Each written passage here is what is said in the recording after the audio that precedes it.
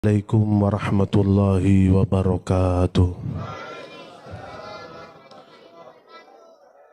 Alhamdulillah Zil jalali wal ikram ala ma'aulana min ni'amihil jisam wa ala an waffaqana lil khairi fi munsarafi al-amil madi wa muftatahi hadzal 'am wa usalli wa usallim ala sayyidina Muhammadin khairil anam wa syafi'ina yawmaz ziham wa ala alihi wa sahbihi al-bararatil kiram. Subhanaka la ilma lana illa ma 'allamtana innaka antal alimul hakim.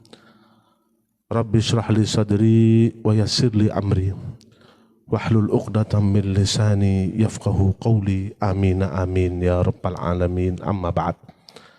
Segenap para hadirin yang dimuliakan oleh Allah Subhanahu wa taala, para habaib, para asatidah, yang mudah-mudahan kita semua Allah berikan keberkahan dalam umur dan rezekinya. Dan mudah-mudahan anak-anak kita semuanya menjadi anak-anak yang soleh dan soleha, yang bisa membanggakan kita mulai dari alam dunia sampai alam akhirat. Amin ya rabbal alamin. Seorang penyair mengatakan, marraziyatu faqdu malin wala waladin yamutu wala ba'iru, lakin raziyatu faqdu syakhsin yamutu li faqdihi khalqun kathir. Bukanlah musibah itu kehilangan harta atau anak atau yang lainnya, tapi sebuah musibah yang sangat besar ketika ada satu seorang yang bagaikan bulan yang menyinari alam semesta dengan ilmunya sudah meninggalkan kita, yang mana dengan meninggal beliau banyak orang yang semangatnya meninggal, orang yang ibadahnya sudah mulai menurun, karena banyak orang yang tergantung dengan beliau, yang tatapan wajahnya membuat semangat dalam ibadah, yang untaian mutiaranya membuat hati menjadi hidup. Beliaulah yang meninggalkan kita dalam 2 hari ini adalah Al-Habib Abu Bakar Al-Adni Ibn Ali Al-Masyhur. Beliau yang kita tahu seorang yang tidak pernah lelah dalam menyebarkan ilmu. Beliau kalau digambarkan dengan lentera, bagaikan lentera yang tidak pernah redup dan tidak pernah mati. Saya sampai dapat kabar dari beberapa teman yang dekat sama beliau. Beliau itu di akhir-akhir umurnya jantungnya itu ada baterainya. Itu walaupun dalam keadaan seperti itu beliau masih semangat untuk berdakwah. Demi siapa? Demi untuk menyenangkan hati Nabi Muhammad SAW. Maka kehilangan beliau ini adalah satu musibah yang sangat besar bagi umat Islam. Makanya kalau ada seorang ulama besar yang meninggal, kita tidak mengucapkan bela sungkawa kepada murid-muridnya saja, kepada sanak saudaranya, kepada anaknya, bukan, tapi kepada seluruh umat Islam yang ada di dunia. Oleh karena itu, sebagai pelajaran yang wajib kita ambil dari beliau, mungkin kita ambil satu saja sedikit dari kitab yang pernah saya baca yang dikarang oleh, yaitu Tawdi'ul 'Am. Kitab itu menjelaskan tentang bagaimana pentingnya doa awal dan akhir tahun. Di dalam kitab tersebut beliau menjelaskan kenapa kok kita ini dianjurkan untuk membaca doa awal tahun dan akhir tahun. Apa fungsinya? Sampai turun-temurun berapa turunan, mulai dari ajdad, datuk-datuk kita dulu, sampai detik ini alhamdulillah kita bisa menghidupkan puji syukur kepada Allah Subhanahu wa taala. Kenapa? Karena impian setiap mukmin yang benar-benar ikhlas dalam imannya adalah meninggal dalam keadaan husnul khatimah. Dan ulama mengatakan kalau orang istiqomah untuk menutup waktu-waktunya yang ada di dalam dunia ini, penutupan yang sementara-sementara, penutupan hari, penutupan tahun, penutupan bulan, misalnya akhir bulan Ramadan, penutupan bulan-bulan mulia ini, penutupan hari-hari mulia itu ditutup dengan sesuatu yang baik, maka nanti Allah akan tutup umurnya dalam keadaan husnul khotimah. Tapi kalau seandainya umur dia kalau menutup waktu-waktunya yang ada di dunia ini, penutupan sementara ini dia tutup dalam keadaan kelalaian kepada Allah Subhanahu wa taala, maka nanti di akhir hayatnya Allah tutup dalam keadaan su'ul khatimah. Naudzubillah min dzalik. Maka dalam kitab tersebut Al Habib Abu Bakar Al Adni Al Masyhur beliau mengatakan apa? Idza atahul mautu wa huwa dzakirun lillahi kanal mautu ursan mu'lana. Yafrahu haqqan biliqa'i rabbih lamma yara maq'adahu muzayyana. Beliau mengatakan kalau ada orang meninggal dunia dalam keadaan ingat kepada Allah. Kenapa ingat kepada Allah? Karena akhir tahun ingat kepada Allah, akhir bulan Ramadan ingat kepada Allah, ketika menutup harinya ingat kepada Allah.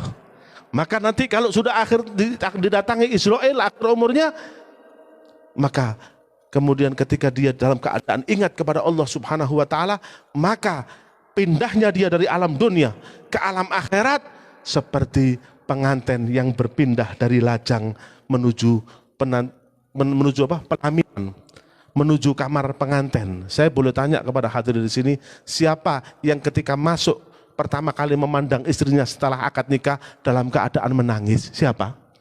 Pasti dia berbahagia. Maka Habib Bakar memisalkan kalau orang itu mati dalam keadaan husnul khatimah, maka pindahnya dia dari alam dunia ke alam akhirat seperti orang masuk kamar pengantin. Bagaimana keindahannya? Bahkan lebih daripada itu. Tapi kenapa dia berbahagia? Karena dia menemui Tuhannya. Kenapa? Karena dia melihat kedudukannya yang disiapkan oleh Allah Subhanahu wa taala. Maka hal ini Allah jelaskan dalam Al-Qur'an. Wa uzlifatil jannatu lil muttaqina ghaira ba'id. Surga itu dipersiapkan untuk siapa? Orang-orang al-muttaqin, orang-orang yang bertakwa. Ghaira ba'id, bukan jauh. Apa maksudnya bukan jauh? Ketika di detik-detik akhir dia akan meninggalkan dunia, Allah tunjukkan tempatnya di surga sehingga dia bahagia, ingin cepat-cepat masuk ke surga. Mudah-mudahan kita termasuk orang-orang tersebut. Tapi sebaliknya, wa man atahul mautu wa huwa ghafilun yakrahu hatman an yulaqi rabbana. Siapa yang dia meninggal dalam keadaan lalai dari Allah? Kenapa lalai? Karena ditutup tahunnya dalam keadaan lalai, ditutup harinya dalam keadaan lalai, ditutup bulan Ramadannya malam Idul Fitri dalam keadaan lalai kepada Allah Subhanahu wa taala, maka di akhir hayatnya dia lalai dari Allah Subhanahu wa taala, maka dia tidak senang untuk bertemu Allah. Kenapa? Karena dia bertemu dengan Allah dalam keadaan berlumuran dosa, dalam keadaan su'ul khotimah. Naudzubillah min dzalik. Bagaikan anak kecil. Anak kecil kalau bawa rapot, isinya rapotnya juara 1, dia ketemu ayahnya bangga. Ini loh anak. Ini perjuanganku selama setahun ini loh ya. Dia akan senang ketemu ayahnya. Tapi kalau rapotnya merah, gak munggah, itu nerodok ketemu ayahnya. Mau diapakan saya ini?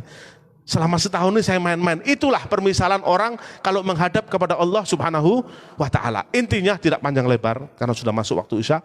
Intinya seseorang itu kalau meninggal dalam keadaan husnul khotimah, maka kesusahan yang selama ini dia rasakan di alam dunia berhenti di akhir ajalnya. Kenapa? Setelah itu dia akan senang terus, tidak ada berhentinya. Karena kalau orang sudah husnul khotimah, maka setelahnya itu akan lebih gampang, akan lebih mudah, akan lebih mudah.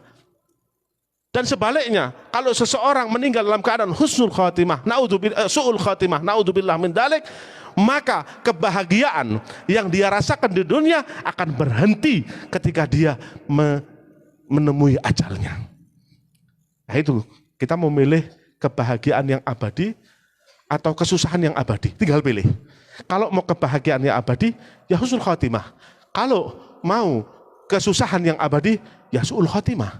Lah makanya ulama-ulama salaf menganjurkan kita untuk berkumpul, baca doa awal tahun, akhir tahun. Kenapa?